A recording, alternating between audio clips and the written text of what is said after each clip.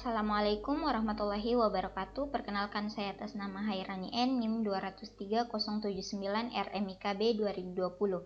Pada kesempatan kali ini saya akan memaparkan tugas 1, yaitu jaringan komputer. Yang pertama yaitu prosesor. Prosesor sendiri adalah otak dari sebuah komputer. Dapat diartikan, prosesor adalah sebuah komponen IC yang dapat mengontrol semua proses yang berjalan pada sebuah sistem komputer dan dapat digunakan sebagai pusat atau otak dan melakukan perhitungan serta menjalankan tugas. Fungsi dari prosesor sendiri yaitu sebagai pemroses data yang didapat dari sebuah masukan atau inputan dan selanjutnya akan menghasilkan sebuah keluaran atau outputan. Bagian-bagian yang ada pada prosesor sendiri ada 3, yaitu Arithmetic Logical Unit atau ALU, yang kedua Control Unit atau CU, yang ketiga Memory Unit atau MU. Selanjutnya yaitu cara kerja prosesor. Kecepatan prosesor dilihat dari kecepatan dalam melakukan pemrosesan data dengan satuan Hertz. Contohnya 500 GHz, yang artinya prosesor pada komputer dapat menjalankan perintah 5.000 miliar perintah dalam sekali kerja. Dengan banyaknya data yang diproses mencapai miliaran ini, satu hal yang sangat luar biasa. Dengan kegiatan kerja yang banyak ini, manusia tidak akan mampu untuk menjalankan secara manual. Penggunaan komputer sekarang ini memiliki 2 prosesor unggulan, yaitu Intel dan AMD. Kedua perusahaan prosesor ini bersaing untuk menjadi pemenang dengan menghadirkan prosesor atau otak komputer yang paling canggih dan cepat. Kedua produsen prosesor komputer tersebut memiliki kelebihan dan kekurangannya masing-masing. Soal ketahanan digunakan berjam-jam maupun berhari-hari, Intel lebih unggul, sedangkan AMD banyak digunakan untuk menjalankan game karena memiliki lebih baik dalam hal proses grafik. Peningkatan kinerja prosesor sendiri, berkembangnya prosesor diawali oleh prosesor Intel. Pada saat itu hanya satu-satunya mikroprosesor yang ada. Tetapi pada saat ini sudah banyak beredar prosesor dari produsen lain, sehingga user sudah bisa mendapatkan prosesor yang beragam. Yang pertama yaitu mikroprosesor 404 pada tahun 1971 yang digunakan pada mesin penghitung Buscom. Yang kedua, mikroprosesor 808 pada tahun 1972 yang berkecepatan hitung 2 kali lipat dari MP sebelumnya. MP ini adalah MP 8 bit pertama.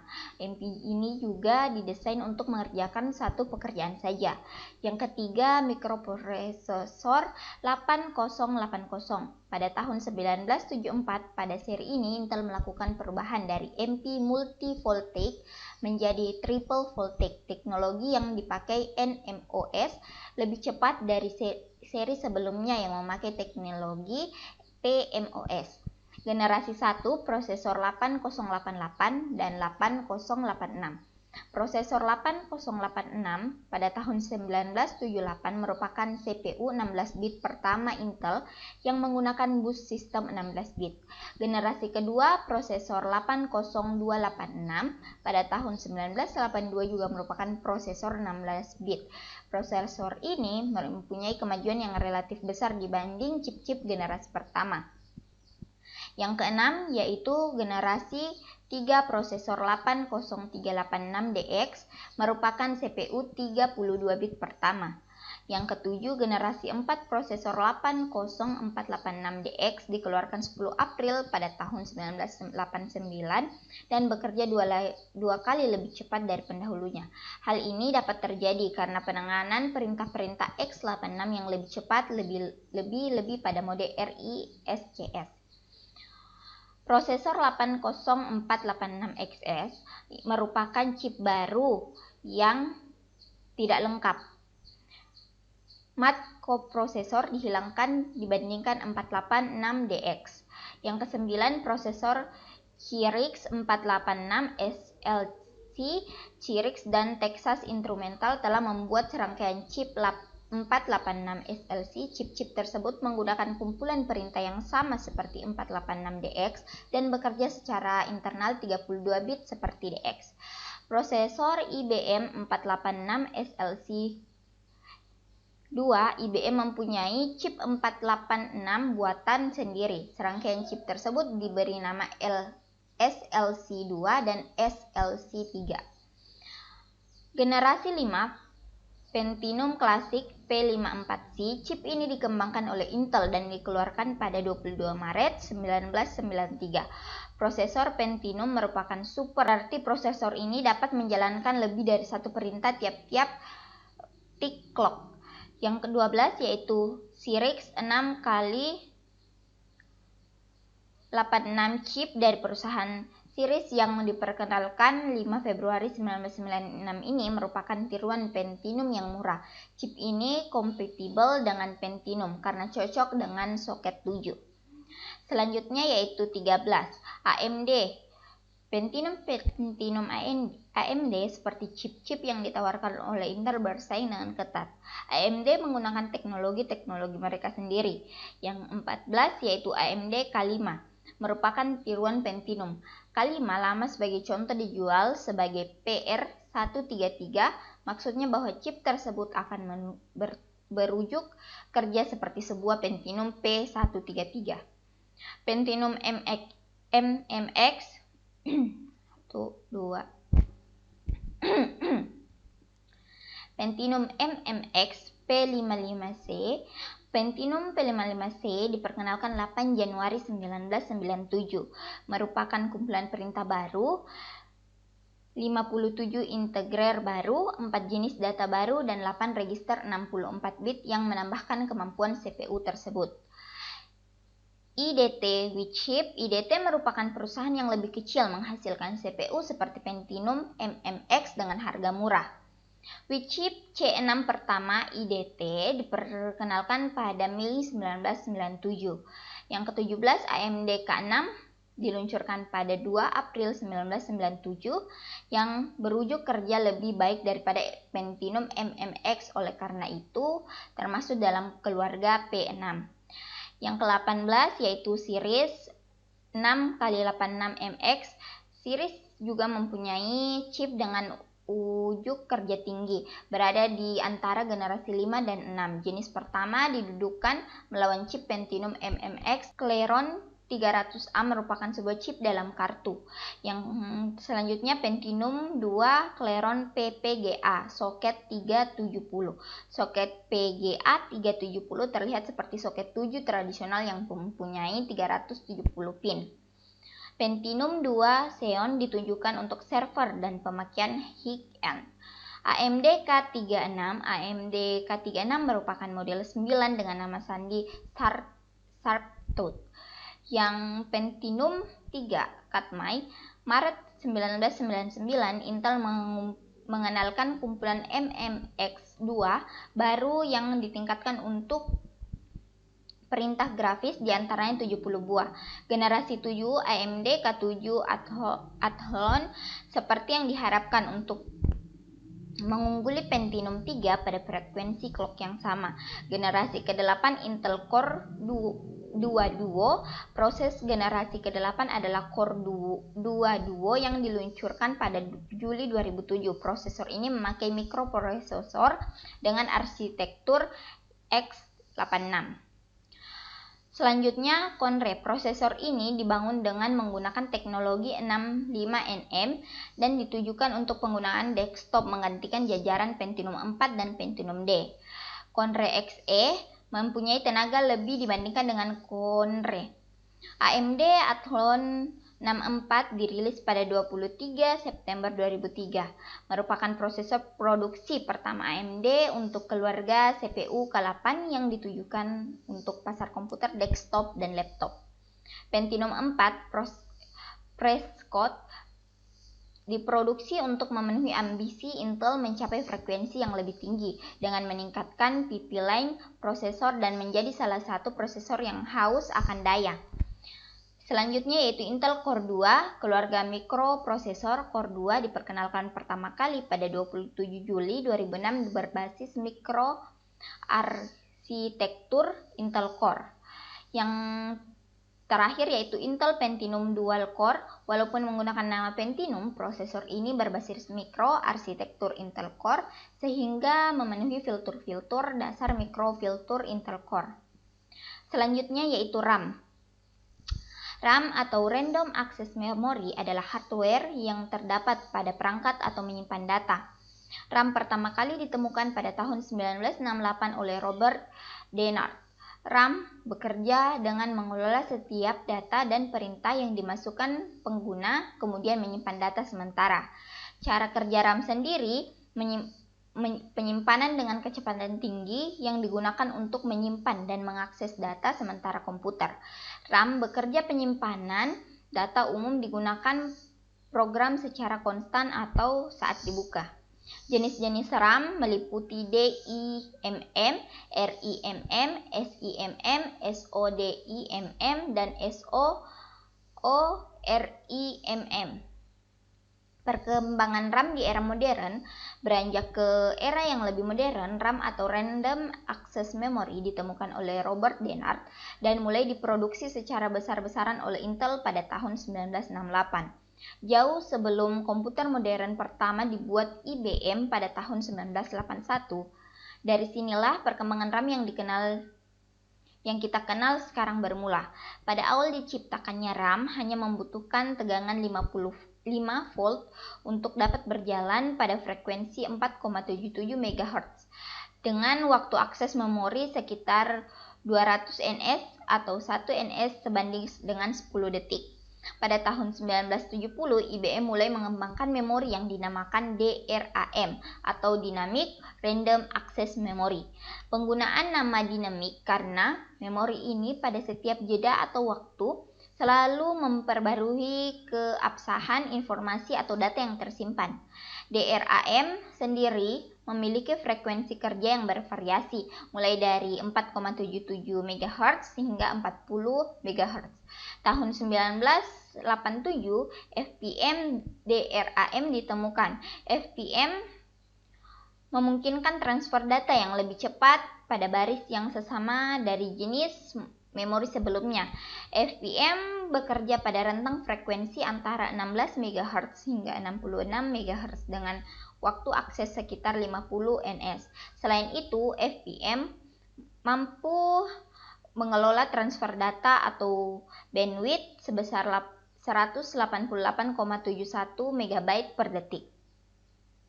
1995 diciptakan Edo DRAM atau Extended Data Output DRAM. Ini merupakan penyempurnaan dari FPM DRAM. Memori jenis ini dapat mempersingkat recycle-nya sehingga kinerja bisa meningkat sehingga 20%. EDO memiliki waktu akses yang cukup bervariasi mulai dari 70 hingga 50 ns dan bekerja pada frekuensi 33 MHz hingga 75 MHz. Walaupun EDO merupakan variasi penyempurnaan FPM, ternyata kedua memori tidak bisa digunakan bersamaan. EDO DRAM sendiri banyak digunakan pada sistem berbasis Intel 486 dan compatible-nya serta Pentium generasi awal. Pada awal 1996 hingga 1997 mulai dikembangkan Synchronous Dynamic Random Access Memory. Ada dua tipe yakni PC66 dan PC103 dan membutuhkan tenaga cukup besar. Tahun 1999 hadir DRAM atau Direct Rambus DRAM. Memori ini mampu mengalirkan data sebesar 1,6 GB per detiknya. Mesin di tahun 1999, dua perusahaan besar mikroprosesor Intel dan AMD bersaing ketat untuk meningkatkan kecepatan clock pada CPU. Namun, keduanya menemui hambatan ketika meningkatkan RAM. Untuk menyelesaikan masalah ini dikembangkan DDR-RAM atau Double Data Rate Transfer yang awalnya dipakai pada kartu grafis. AMD sendiri menjadi perusahaan pertama yang menggunakan DDR-RAM pada motherboardnya. Tahun 2000 ke atas, era atasnya, memori ini dipilih karena hanya membutuhkan daya listrik sebesar 1,8 volt. sehingga menghemat listrik atau tegangan yang masuk pada komputer.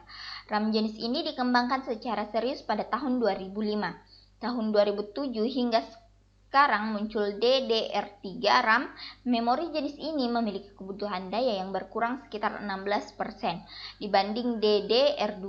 Hal ini disebabkan memori jenis ini memakai teknologi 90 nm sehingga hanya membutuhkan tegangan 1,5 volt saja.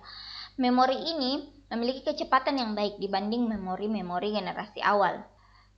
Selanjutnya yaitu ROM. ROM sendiri adalah Read Only Memory, adalah hardware perangkat keras pada komputer yang berupa chip memori semikonduktor. Isinya hanya bisa dibaca saja. Tentu ini berbeda dengan RAM, Random Access Memory. Antara ROM dan RAM, keduanya bisa digunakan untuk menyimpan, tetapi penyimpanan data di ROM tidak semudah menyimpan data di RAM. Data yang disimpan di ROM sifatnya permanen dan tidak mudah hilang. Cara kerja ROM di dalam perangkat komputer ini sebenarnya sangat sederhana. Pemilik perangkat komputer akan memasukkan data-data yang umumnya berupa software default pabrik ke dalam chip ROM. Selanjutnya, data yang di dalam ROM akan disimpan secara permanen, secara tidak dapat dihapus menjadi output device. Perlu untuk diketahui bahwa kamu tidak dapat mengotak-ngatik isi pada ROM, serta ROM ini hanya bisa diisi sekali saja selama digunakan. Perkembangan ROM. Jenis ROM solid state yang paling sederhana adalah usia yang sama dengan teknologi semikonduktor itu sendiri. Gerbang logika kombinasional dapat digunakan bersama-sama mengindeks alamat memori n-bit menjadi nilai dalam ukuran m-bit. Dengan penemuan sirkuit terpadu topeng ROM dikembangkan. Topeng ROM terdiri dari kisi-kisi garis yang terdiri dari kata-kata dan garis yang terdiri dari bit masing-masing dipilih oleh perubahan transistor. Dengan cara ini mereka dapat mewakili tabel QWERTY dan waktu propagasi yang dapat dikurangkan. Perkembangan selanjutnya mempertimbangkan kekurangan ini sehingga menciptakan memori hanya baca yang dapat diprogramkan. Diciptakan pada tahun 1956, ini memungkinkan pengguna untuk memodifikasinya hanya sekali. Secara fisik, mengubah struktur dengan penerapan pulsa tegangan tinggi. Ini meningkatkan masalah karena perusahaan dapat memesan sejumlah besar ROM kosong dan memprogram dengan konten yang dipilih oleh para desainer. Memori hanya baca yang dapat diprogram yang dapat dihapus dikembangkan pada tahun 1971, memungkinkan isinya diatur ulang dengan memaparkan perangkat ke sinar ultraviolet yang kuat. Kemudian pada tahun 1983, EEPROM ditemukan memecahkan konflik dalam daftar karena konten dapat diprogram ulang sambil menyediakan mekanisme untuk menerima konten eksternal, misalnya melalui kabel serial. Di pertengahan 1980-an, Toshiba menemukan memori flash, suatu bentuk EEPROM yang memungkinkan konten dihapus dan diprogram ulang dalam satu operasi menggunakan pulsa listrik ribuan kali tanpa mengalami kerusakan apapun. Semua teknologi ini meningkatkan keserbagunaan dan fleksibilitas ROM, tetapi melakukan dengan mengorbankan peningkatan biaya per chip yang besar. Inilah sebabnya mengapa skin ROM terdapat menjadi solusi murah untuk beberapa waktu. Hal ini terjadi sampai kira-kira tahun 2000-an, ketika harga memori yang dapat diprogram ulang telah turun cukup untuk menggantikan ROM yang tidak dapat diprogram ulang dari pasar. Produk terbaru adalah memori NAND. Sekali lagi dikembangkan oleh Toshiba. Para desainer secara eksplisit melanggar praktik masa lalu, menyatakan bahwa itu berfokus pada menjadi pengganti hard drive daripada menggunakan ROM tradisional sebagai bentuk non-volatil penyimpanan utama. Pada tahun 2007, NAND telah mencapai tujuannya, menawarkan kinerja yang sebanding dengan hard drive, toleransi yang lebih baik terhadap guncangan fisik, miniaturisasi ekstrim seperti stick USB dan kartu memori hard disk. Hard disk adalah komponen perangkat keras yang menyimpan semua konten digital, dokumen, foto, musik, video, program, preferensi aplikasi, dan sistem operasi maupun konten digital tersimpan di hard disk. Hard disk juga dapat berupa eksternal dan juga berupa internal. Cara kerja hard disk yaitu dengan menyatukan nilai-nilai yang ada pada sebuah komponen printer. Di dalam komponen tersebut terdapat material magnetik yang terbagi menjadi miliaran area yang sangat kecil. Di setiap area tersebut bisa memberikan gaya magnet untuk menyimpan satu data. Yang tidak memberikan gaya magnet berarti menyimpan 0 data. Perkembangan hard disk pertama kali diciptakan IBM, International Hard Disk. Hard disk pertama kali diciptakan oleh IBM pada tahun 1956 silam dengan berat 500 kg, hanya dapat menampung 5 megapiksel. Tentunya sebuah media penyimpanan membutuhkan kompresor udara bertekanan dan tentunya masih belum bisa digunakan di rumah. Dulu hard disk disewakan pada perusahaan-perusahaan untuk jangka waktu yang ditentukan dengan harga sewa yang terbilang cukup mahal, yaitu $5.000 per bulan. Seiringnya berjalan waktu, IBM mengeluarkan produk dengan nama IBM 1311 pada tanggal 11 Oktober 1962 dengan kapasitas penyimpanan mencapai 2 juta karakter pada disk. Hard disk tersebut memiliki ketebalan 5 inci, berat 4,5 kg, dan memiliki 6 disk berukuran 14 inci. Kemudian pada tahun 1973, IBM mulai memasang program Witcher dengan piring berputar yang dipasang secara permanen. Namun hal tersebut memunculkan perdebatan karena terjadi mekanisme loading yang menjadi masalah. Pada tahun 1979 muncul Witcher 8 inci. Pada kali ini diperuntukkan dalam dunia 06 dengan harga sekitar $1.000 pada tahun 1989. Western Digital mempunyai standar IDE atau Integrated Drive Electronic untuk semua ukurannya. Perkembangan hard disk sangat pesat pada tahun 1997 dengan adanya GMR, Giant Magnet Resistant, ditemukan oleh Peter Grunberg dengan DTTA 351680. IBM dapat mengatasi kapasitas 10 GB pada tahun 2001. Maxtor mengeluarkan hard disk Maxtor FL40 3249H2 yang memiliki kapasitas cukup besar yaitu 20 GB. Selanjutnya, Seagate meluncurkan hard disk Maxtor FL40 3249H2 dengan kapasitas cukup besar yaitu 120 GB.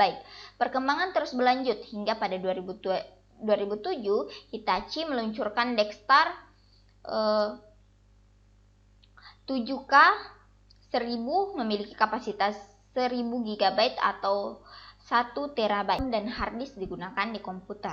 Sebuah chip ROM digunakan terutama dalam proses startup komputer, sedangkan chip RAM digunakan dalam operasi normal setelah sistem operasi dimuat. Misalnya, chip ROM sering digunakan untuk menyimpan program BIOS pada motherboard. Chip RAM untuk sementara menyimpan file yang sedang digunakan di komputer seperti dokumen yang ada Anda tulis, gambar yang sedang Anda edit, atau data untuk game yang Anda mainkan. Bila hard disk yang kamu gunakan terlalu penuh berbagai macam data, maka akan berpengaruh terhadap kinerja aplikasi tersebut bahkan pada komputer. Fungsi hard disk selanjutnya adalah tempat penyimpanan berbagai file. Yang keenam yaitu monitor. Monitor adalah perangkat keras yang digunakan untuk menampilkan gambar atau output data grafis, hasil dari pemrosesan data yang berasal dari sumber-sumber data grafis seperti CPU, satelit, dan sumber data grafis lain. Pada perangkat komputer, monitor sering disebut dengan layar komputer. Fungsi monitor sendiri adalah sebagai penampil berbagai macam data yang diproses di dalam komputer. Monitor sebagai alat keluaran output dari Central Processing Unit atau memori komputer yang berupa data-data binar. Kemudian diubah menjadi bahasa manusia dan ditampilkan ke monitor sehingga dapat dimengerti pengguna komputer. Sejarah layar monitor yaitu bermula dengan adanya VDT atau Video display terminal yang bentuknya berupa layar yang menyatu dengan keyboard dan dihubungkan ke komputer.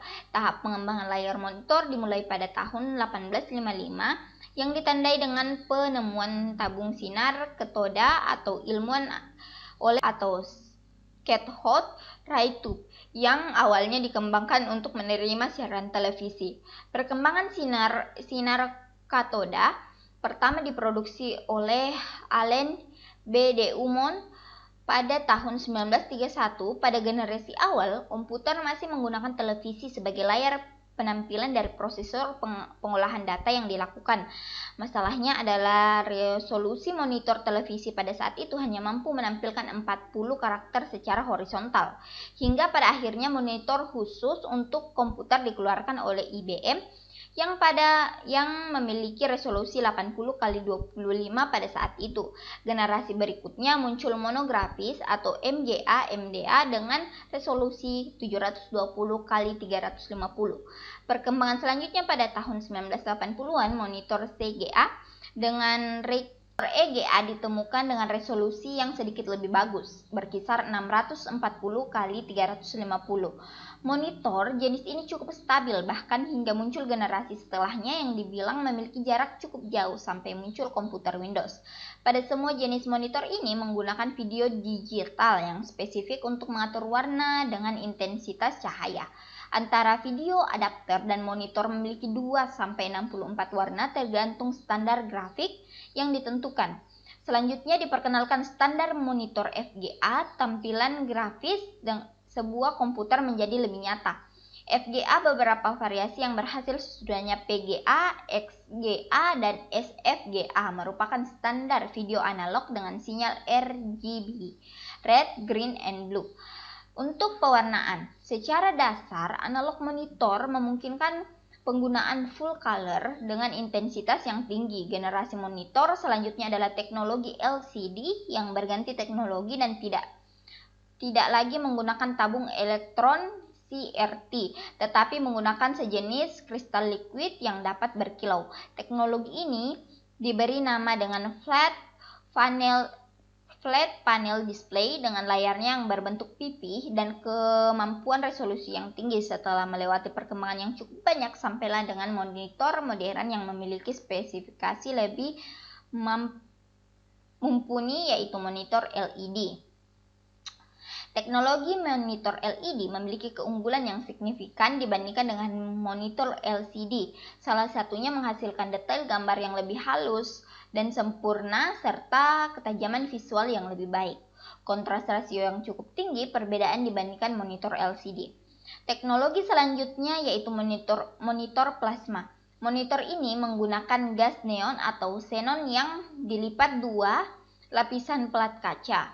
Aliran listrik yang dimasukkan ke lapisan gas secara langsung akan membagi reaksi berupa penciptaan elemen gambar. Teknologi terbaru dari layar monitor yang banyak diaplikasikan pada smartphone masa kini, PDA, tablet, PC, dan sejenisnya adalah monitor layar sentuh ada sejak tahun 1980-an. Sebelumnya monitor ini telah dipatenkan oleh beberapa pihak tertentu yang membuat perkembangan terbatas. Namun paten tersebut akhirnya berakhir dan semua pihak bebas untuk mengembangkan teknologi monitor touchscreen. Yang ketujuh yaitu FGA atau Video Graphics Adapter. FGA adalah perangkat keras komputer yang berfungsi menerjemahkan tampilan ke layar monitor. FGA juga sering disebut dengan kartu grafis. FGA digunakan untuk merujuk ke resolusi layar 640 x 480 terlepas dari produsen perangkat keras atau kartu grafis. Perkembangannya yaitu pertama kali dibuat pada tahun 1981 oleh IBM dengan nama IBM PC Video Card. Pada saat itu istilahnya adalah MDA atau Monochrome Display Adapter dan hanya bisa beroperasi untuk teks mode dengan ukuran 80 kolom 25 baris atau 80 x 25, mempunyai video memori sebesar 40 KB dan hanya mensupport satu warna saja game. Jenis FGA terdiri atas dua, yaitu FGA onboard dan FGA card dengan kartu FGA. Yang kedelapan, partisi hard disk Windows dimulai dari C. Mengapa bukan dimulai dari huruf A atau B? Awal mula muncul ide untuk menggunakan huruf dalam mengurutkan drive partisi pada penyimpanan komputer adalah pada tahun 1960-an. Pada saat itu komputer belum seperti sekarang yang menggunakan hard disk HDD SSD.